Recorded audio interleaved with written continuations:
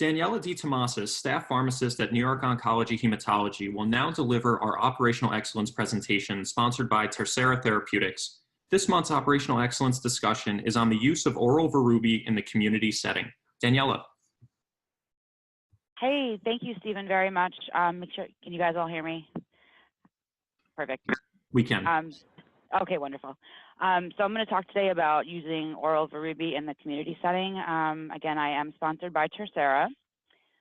Quick overview of what I'm planning on talking about.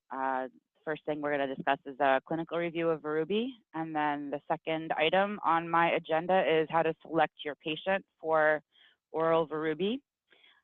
Third item would be how to order Varubi. And then fourth, any copay assistance that is available. And then finally, I'd like to just kind of outline our process, how we do it here at New York Oncology Hematology in Albany.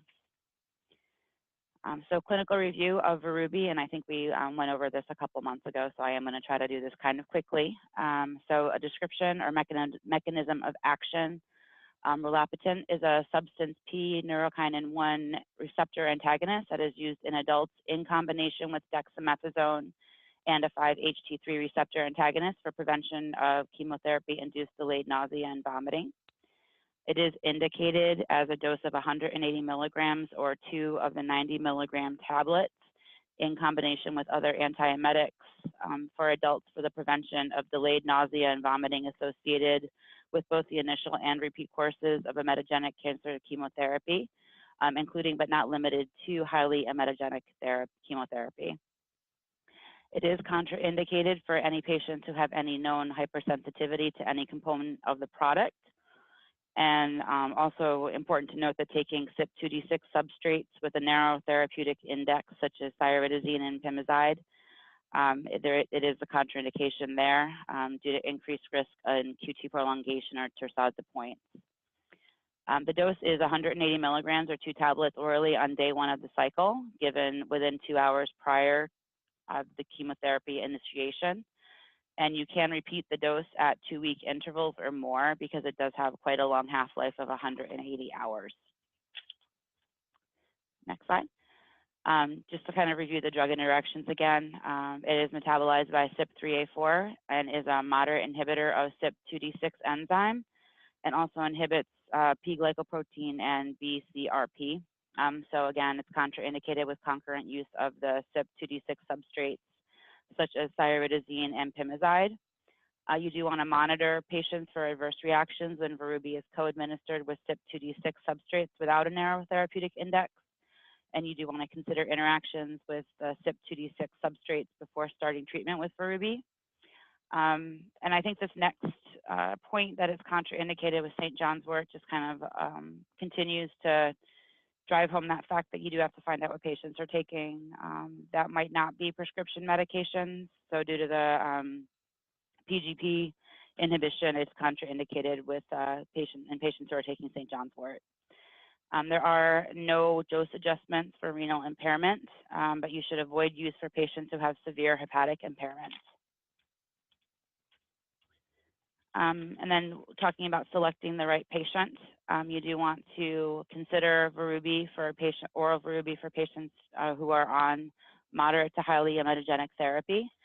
For example, with cisplatin, that is a highly emetogenic therapy, and there does carry that risk of delayed nausea and vomiting up to 7 days after treatment. In this case, I think that Varubi, it would be a nice choice for these patients because it does have that long half-life and it will continue to work for that 2-week period. Again, you want to avoid if patients have severe hepatic dysfunction. You would have a right patient, quote unquote, if the patient has no significant drug interactions. And we tend here to reserve use of Varubi for our commercially insured patients that are eligible for the copay savings card.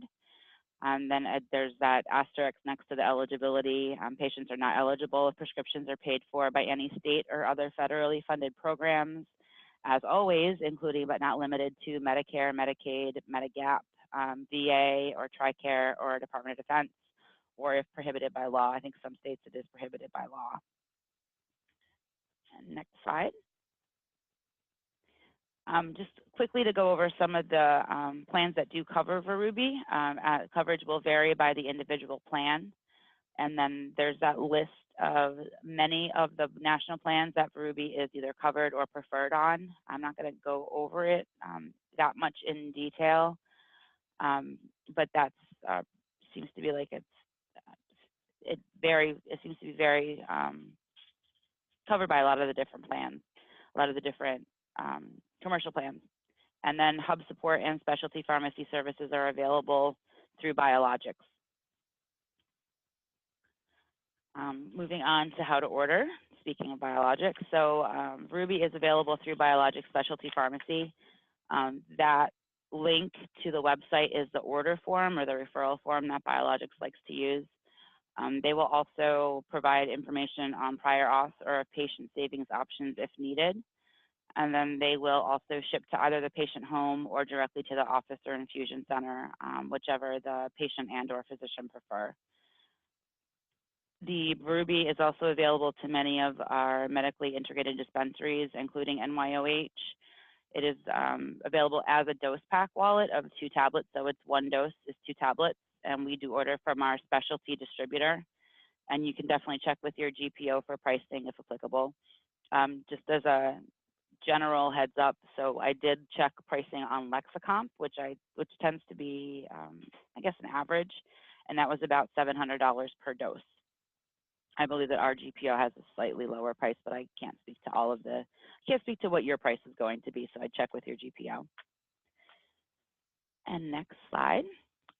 So our process overview over at NYOH, the physician or the pharmacist will review the new treatment order. This generally will be the pharmacist that is the infusion pharmacist, since they're the ones that are doing the review for the IV chemotherapy. I generally do not do that initial review as an MID pharmacist. So that physician or pharmacist will determine if Varubi is clinically appropriate for this patient. And they will also, it is in part of our, the regimen. So it is selectable as a regimen in our EMR. So the prescription for Varubi would be e-scribed to the dispensary, so to the NYOH medically integrated dispensary. And then the staff here will perform a benefits investigation to determine if Varubi is covered by insurance or if it requires prior authorization. And if prior auth is required, we do forward that information to the prior auth team. If there might be some instances where we are trying to initiate a patient fairly rapidly with their first treatment, and if the prior auth tends to take a little bit longer than just the 24 hours, we will at that point sometimes switch to a different antiemetic. However, most of the insurances that do require prior auth for Varubi, they are able to get back to us fairly quickly with that authorization approval. So that doesn't generally throw that much of a wrench in our treatments, our treatment plans. And then once we get that authorization, if necessary, the staff at the dispensary will bill the patient prescription insurance and then determine what the patient's copay is. If the copay is anything greater than 0 and the patient is not eligible for a copay card, we do generally notify the physician and the pharmacist who will be the infusion pharmacist, and then we can suggest an alternate therapy.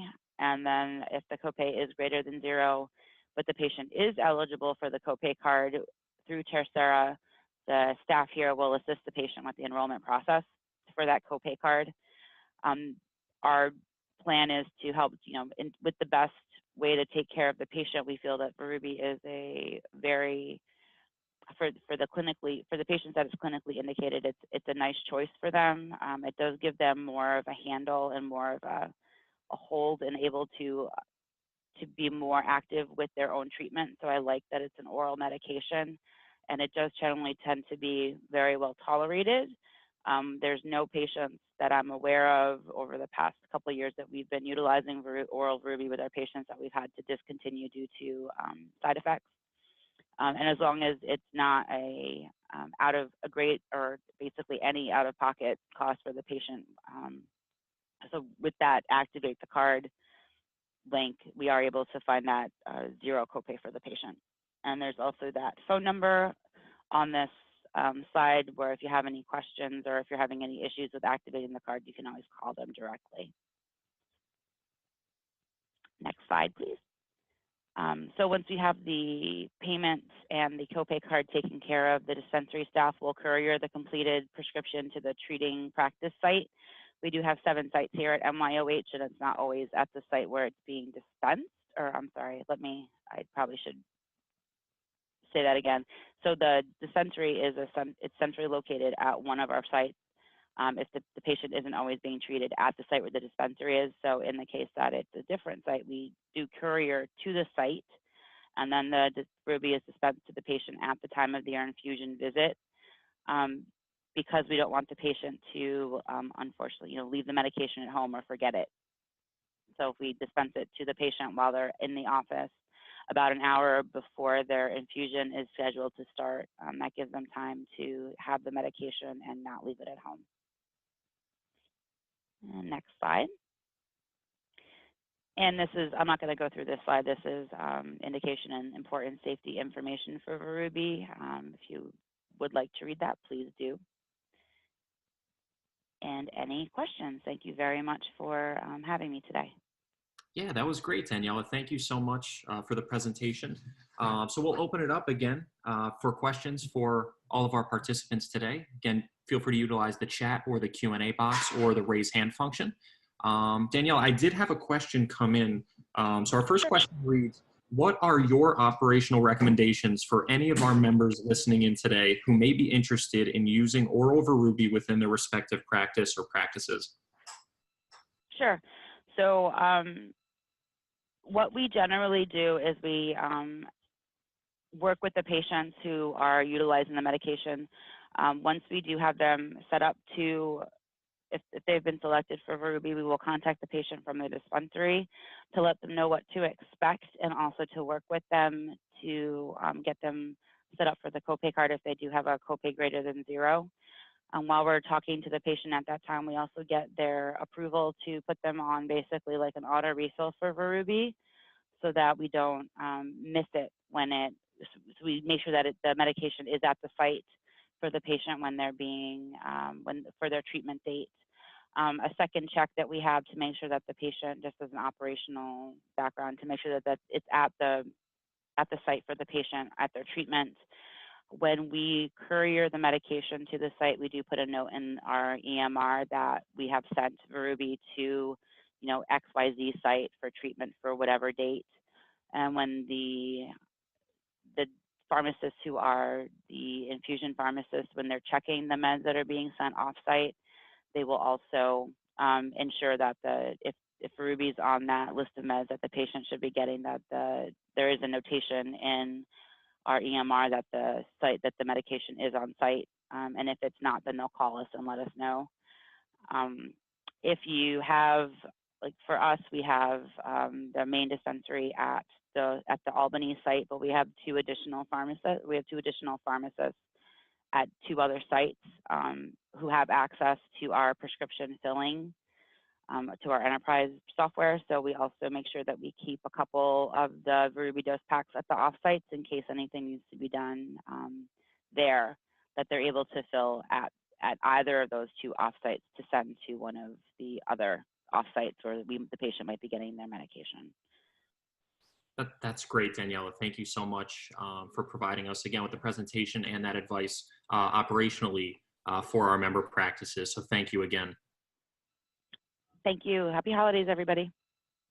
Thanks. And if anyone does have any more questions for Daniela, again, feel free to utilize the chat or Q&A function, the raise hand function, and we'd be happy to gather those questions at the end of the presentation and ask them to Daniela as well as our other presenters.